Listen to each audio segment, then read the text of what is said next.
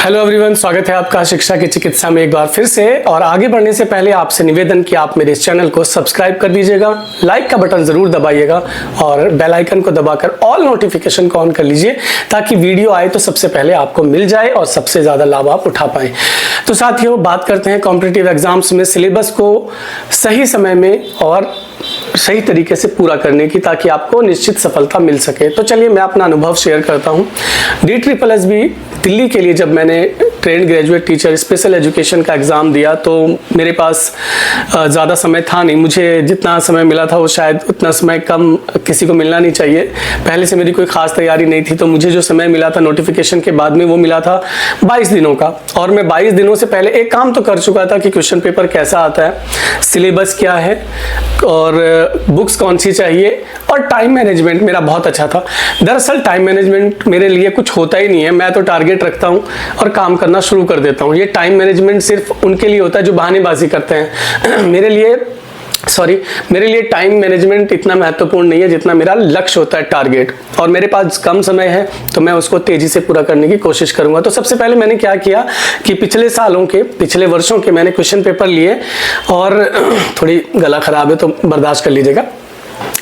तो पिछले वर्षों के क्वेश्चन पेपर लिए, मैंने उनको पढ़ने के बाद मैंने ये देखा क्या इन क्वेश्चन पेपर की मुझे लैंग्वेज समझ में आ रही है, ये पता चल पा रहा है कि किस एरिया से क्वेश्चन आया है या नहीं। तो मैं कंफर्टेबल था क्योंकि मैं पढ़ता रहता था, तो मुझे मालूम हो गया था कि हाँ ये चीज़ है, कहाँ से आ रही है।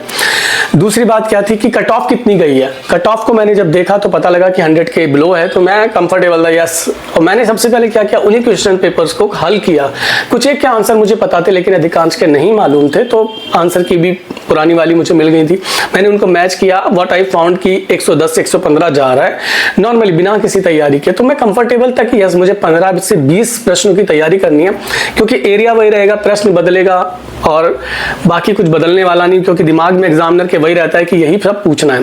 फिर तीसरे काम मैंने ये किया कि मैंने किताबों को जुटाया, और किताब जुटाने के बाद मैंने देखा कि मैं कितनी स्पीड से पढ़ सकता हूँ। मुझे ये किताब कंप्लीट करनी है तो मुझे कब उठना होगा, कब सोना होगा, ये तीसरी बात थी। चौथी बात मुझे जो थी वो ये कि मैं कितना याद करूं, किसको याद करूं। तो मैं तुम्हें बता दूं, मैं बिल्कुल याद नहीं करता चीज़ों को। मैं समझने की कोशिश की और मैंने किताब को पढ़ना शुरू किया। पढ़ते एक पोर्शन पूरा कंप्लीट, समझ में आए समझ में ना आए, मुझे ओरिएंटेशन चाहिए था, मैंने पढ़ा। एक को पकड़ा तो एक को ही पकड़ा। ये क्या कि सुबह ये करो, दोपहर ये करो, शाम ये करो और ये फला टाइम को ये करो। भाई देखो, एक बात मैं बता दूं, ये टाइम मैनेजमेंट वाले करते हैं। टाइम मैनेजमेंट नहीं, you need to think about your goal, specific aim जो तुम्हें चाहिए उसके बारे में सोचना है। उसके लिए क्या टाइम मैनेजमेंट की जरूरत है? क्या तुम चाहते हो, अगर लड़के हैं या लड़कियां भी, अगर अच्छा पति चाहिए आपको, अच्छा घराना चाहिए, देखो शादी तो एक बहुत बड़ी चीज है इंडिया में, एक अच्छी बेटर लाइफ चाहिए, तो उसके लिए क्या टाइम मैनेजमेंट करते रहोगे? उसकी जरूरत ही नहीं है। टाइम मैनेजमेंट नहीं, गोल, एम और टास्क मैनेजमेंट होता है कि मेरे को ये कंप्लीट करना है, सो करना है। Don't look on your wall clock, कभी मत देखो। देखना है तो पेज देखो, मैंने कितने पढ़ लिए, कितना समझ में मुझे आ रहा है, बस ये। तो ये सब मैंने किया और ये कंप्लीट होता चला गया।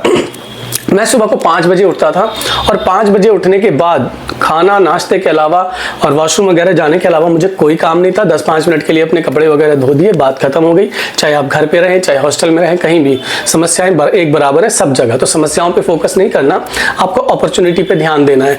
रात के 10 बजे तक कितना समय हो जाता है? 7 और 10 17 घंटे। यस, मैंने 17 में से 2 घंटे निकाल दो, 15 घंटे प्रतिदिन पढ़ा, और इतना पढ़ा कि 20 दिन में मैं उतने घंटे पढ़ पाया जितने की मुझे जरूरत थी, और मेरा कट ऑफ में नंबर आ गया फाइनली। तो मैं टॉप आ जाऊंगा कि नहीं, ऊहापोह की स्थिति मेरे को नहीं सोचना। मेरे को ये सोचना था कि मेरे को कंप्लीट करना है सिलेबस।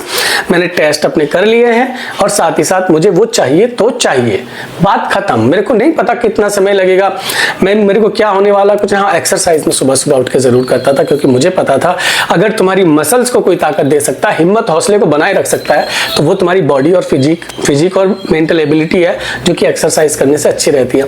रही बात लोगों के टेलीफोन वगैरह आने की बात, तो भाई मैंने नहीं सुना किसी को, कोई मर गया, एक की डेथ भी हुई थी बीच में। यस, मैं आ तो गया था लेकिन मेरे को ज्यादा अफसोस नहीं था, क्योंकि देखो जो जाने वाला है वो चला गया, मुझे जिंदा रहना है। अगर मैं जीवित रहकर परेशान हो सकता हूँ तो फिर क्या ही फर्क पड़ता है किसी के जाने से और किसी के होने से।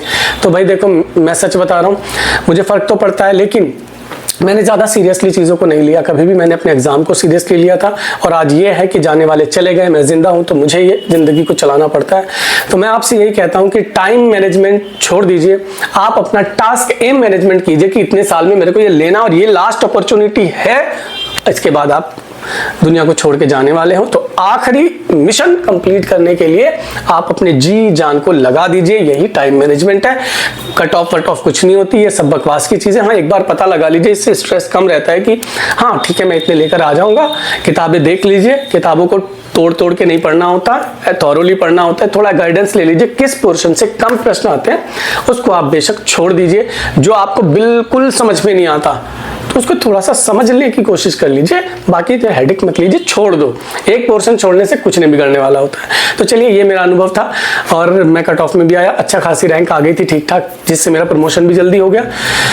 आशा है आपको ये समझ में आई होगी जो बात है। तो आप लाइक और शेयर करें, चैनल को आप सब्सक्राइब भी जरूर कर दें। धन्यवाद।